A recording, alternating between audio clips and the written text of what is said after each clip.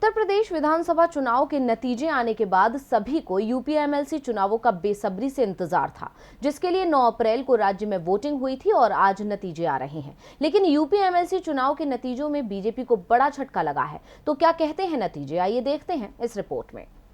10 मार्च को उत्तर प्रदेश विधानसभा चुनाव के नतीजे आए, जिसमें भारतीय जनता पार्टी यानी बीजेपी ने बाजी मार ली थी और उसके बाद बीजेपी यूपी एमएलसी चुनावों में भी इस तरह के प्रदर्शन की उम्मीद के साथ तैयारियों में जुट गई थी। इस दौरान प्रदेश के कई इलाकों से झड़प की खबरें भी सामने आईं। विपक्ष ने बीजेपी पर आरोप लगाया कि कई प्रत्याशियों को पर्चा भी नहीं भरने दिया गया।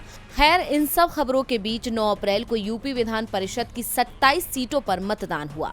हालांकि यूपी विधान परिषद में कुल 36 सीटें हैं। इनमें से 9 सदस्य पहले ही निर्विरोध निर्वाचित हो चुके हैं, जिसके बाद आज बची हुई 27 सीटों के नतीजों में बीजेपी को करारा झटका लगा है और नतीजे उसके अनुरूप नहीं आए हैं। सबसे ज्यादा हैरानी की बात यह है कि पीएम मोदी का गढ़ कही जाने वाली वाराणसी सीट पर भी बीजेपी को हार का मुंह देखना पड़ा है। इतना ही नहीं, यहाँ पर बीजेपी तीसरे नंबर की पार्टी बन गई है। वाराणसी एमएलसी चुनाव के फाइनल नतीजे आ गए हैं। यहां ब्रजेश सिंह की पत्नी अन्नपूर्णा सिंह निर्दलीय जीती हैं।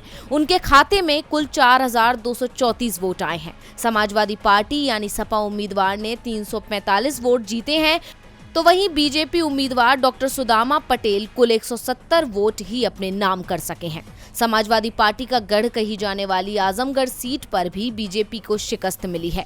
यहां बीजेपी के बागी और निर्दलीय प्रत्याशी विक्रांत सिंह रीशू जीते। वहीं प्रतापगढ़ में भी बीजेपी को हार मिली है और राजा भैया की पार्टी जनसत्ता दल के प्रत्याशी अक्षय प्रताप सिंह चुनाव जीत गए हैं। इसके अलावा सबसे ज्यादा सुर्खियों में रहे सपा उम्मीदवार कफील खान को भी हार का मुंह देखना पड़ा है।